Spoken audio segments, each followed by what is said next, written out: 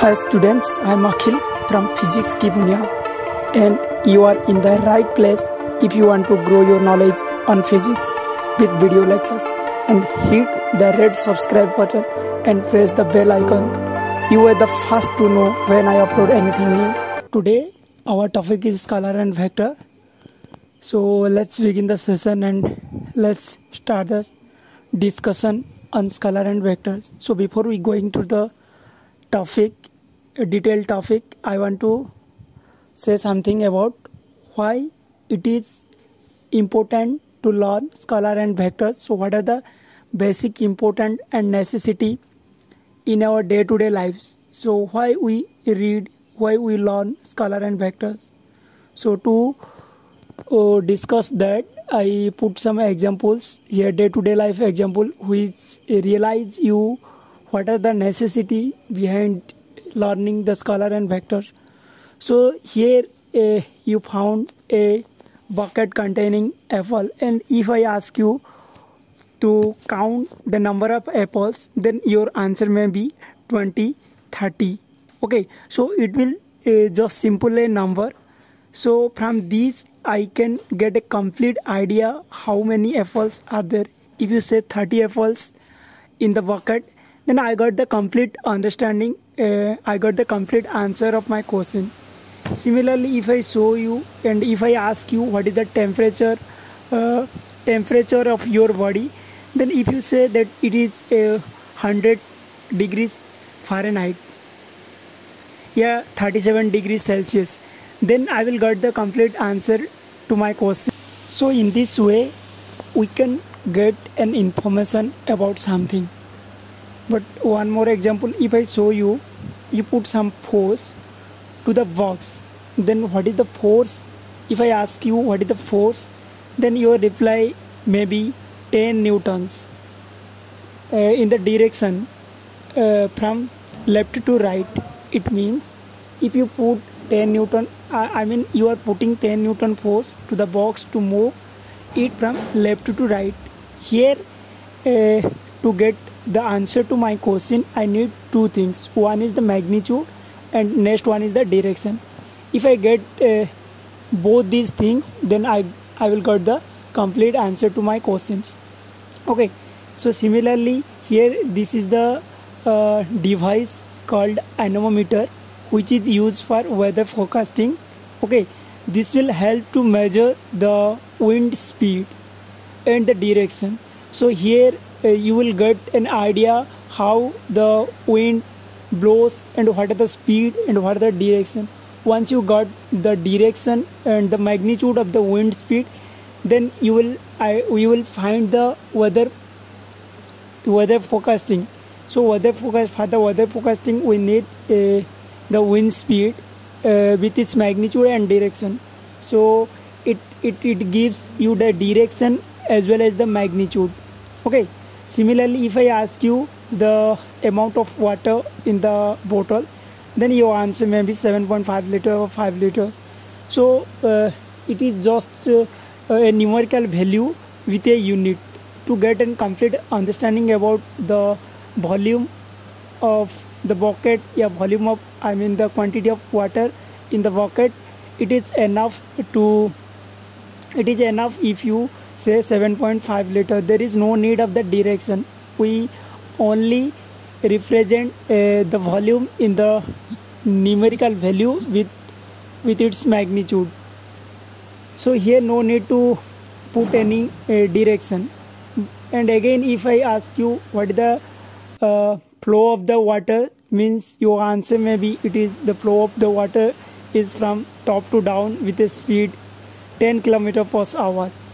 So if you say that the flow of water is from top to bottom and its velocity is 10 km per hour, then I got the complete understanding how the water flows. So in the first case the apple, and in the last case the flow of the water. If you look at very carefully to these examples, then you will get a complete understanding how we represent different things, whether it is required any direction sign, Yes, simply it require the numerical value with some units. So you can say in our day-to-day life we need both magnitude and the direction. In some case we need only the simply the numerical value with units, and some other we need the direction to identify something. We need directions. So these are the basic example which help you to understand the scalar and vector. From these due to these necessity we have to know and we have to learn the scalar and vectors. So simply you can say the scalar quantity is specified by single value with an appropriate unit and has no direction. What I show you, that is the bucket contain some apples. So if you count the number of apple you will get 10 or 20. Similarly, if when you measure the temperature, then you will get 10 degree, 20 degree. It means it is just a numerical value with a unit. So you can say it is the scalar. Scalar means what? It is the single value with an appropriate unit. It has no direction. I mean without any direction, without any direction sign, you get the complete information of something, which is known as the scalar. Similarly, vector is something, vector quantity is that contain both the magnitude and the direction. Once someone asks you what is the velocity, you must have to answer with some magnitude and direction. Okay, because without direction there is no meaning of the velocity. So it requires both magnitude and direction. Whenever you need both magnitude and direction to represent something, then you can say it is the vector quantity. So vector quantity always need magnitude as well as the direction. Okay, so what is the vector representation? Here it is, what is the vector representation? You can say that a vector is represented by the capital letter. Here I show you one example. Here capital X is used to denote any vector quantity, and in another way you can also represent a vector quantity like X, and at the top there is an arrow mark. So in this form you can also represent a vector quantity. Now the magnitude, how we will define the magnitude for a vector quantity? So simply to indicate, to represent the magnitude, you will put a mod sign to the symbol, then you will get the magnitude. Here the mod X is the magnitude for the vector X. Okay, now we'll discuss some different types of vectors quantity which we have to learn before we go into the complete section, because this is just an introduction class. So after that we will discuss more about on the vectors, how vector manipulation. So before we going to that, we must have a knowledge on different types of vector. So first of all I will tell you what is the zero vector. Zero vector is a vector when the magnitude of the vector is 0. When you find the magnitude of some vector is 0, then you can say it is the zero vector, and it is denoted by the sign 0. And you can also say that if the vector is starting from point O and end at the point and the same point O, then you can say it is the zero vector. Means its starting point and ending point, they both are the same. Similarly, unit vector means the magnitude of a vector having unit length is called the unit vector. So simply, if this is the vector X vector and suppose you want to calculate the unit vectors, so this X cap is the representation for a unit vectors. So unit vector means what? It is the magnitude of the vector must have the 1 unit, is 1 unity. So to represent the vector unit vector, you need a cap. So you simply write X cap. So to calculate the magnitude, to calculate the unit vector, you simply divide your vector by its magnitude, then you will get the unit vector. Okay, X cap represent the unit vector. So here mod X represent the magnitude. So when you divide the X vector with its magnitude, you will get the unit vector. the unit vector have the direction along the x-axis and the unit is, the magnitude is 1. Similarly, position vector means what? If it suppose you have a point A at a place, and you want to represent the point with its location. Okay, so you need a reference point. So here O is the reference point and A is your observation point. So when you join O to A, then you will get a vector OA. This is called the position vector for A. So basically position vector is what? It is the vector which help to identify the location of a point. So here the OA will represent the point position vector which represent the position of A in a three-dimensional Cartesian coordinate system. Okay. So similarly, co-initial vector means what? If the two vectors are beginning or are the starting from the same point, then you can say they are the co-initial vector. Here the two vectors represent like OA and OB. They both are having the starting point from O. So you can say these are the co-initial vectors. Okay. Next, like and unlike vector. So the vector having the same direction are known as the like vector. If you have two vectors having the same direction, then you can simply say they are like. And if the direction is different, then you can say unlike vector. So look at this. Here the two vectors are in the same direction, so you can say they are the like vector. But here the two vectors are having the opposite direction, so you cannot say these are the like vectors. So you can say these are the unlike vectors.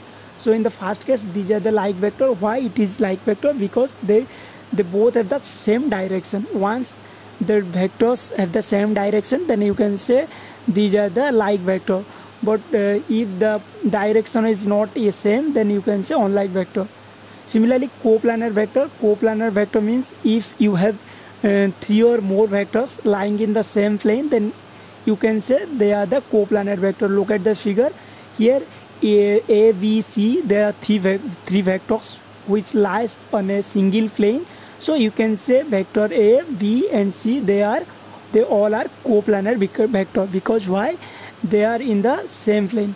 Or you can say if the vectors which is parallel to the plane, then you can also say these are the coplanar vector. So if you say this is a plane and the upper arrow mark and the lower arrow mark, these are the two vectors and they are the parallel to the plane. So you can also say these are the two coplanar vectors. So coplanar vector means what? If the vectors lie in a single plane, okay, or are they parallel to the same plane. Similarly, collinear vector means what? The vector which lie along the same line or parallel lines. If they are in the same line or if they are in the parallel lines, then you can say they are the collinear vectors.